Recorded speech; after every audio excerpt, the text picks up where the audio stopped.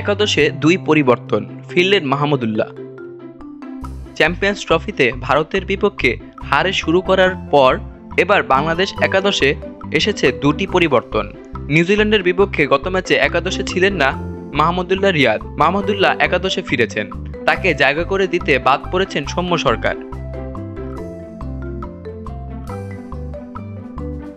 এদিকে পেসার তানজিম হাসান সাকিবের বদলে এসেছেন নাহিদ রানা। বাংলাদেশ একাদশে রয়েছে তানজিম হাসান তামিম, নাজমুল হোসেন শান্ত, মেহেদী হাসান রিয়াজ, তাওহিদ হৃদয়, মুশফিকুর রহিম, মাহমুদুল্লাহ রিয়াদ, জাকের আলী, রিশাদ হোসেন, তাসকিন আহমেদ, মুস্তাফিজুর রহমান ও নাহিদ রানা।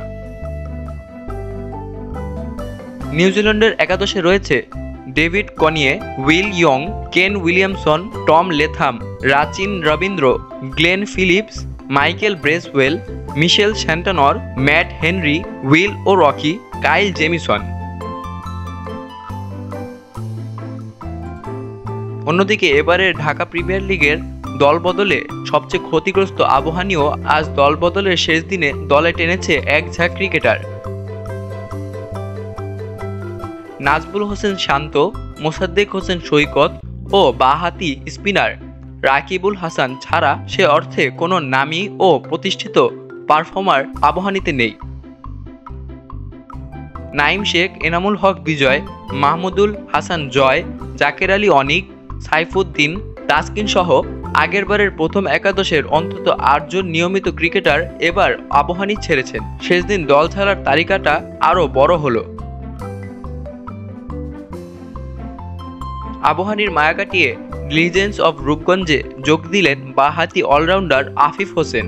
অন্তত ১০ জন সুপ্রতিষ্ঠিত পারফর্মার চলে যাওয়ার পর আবাহনী যে কজন ক্রিকেটার দলে টেনেছে সেই তালিকায় সবার আগে আসবে জাতীয় দলের ওপেনার পারভেজ হোসেন ইমন, জাতীয় দলের সাবেক ক্রিকেটার মোহাম্মদ মিঠুন, মুমিনুল হক, নাহিদ রানা, জিসান আলম, রূপন মণ্ডলের নাম। তারা এবার আকাশী হলুদ শিবিরে নাম লিখিয়েছেন।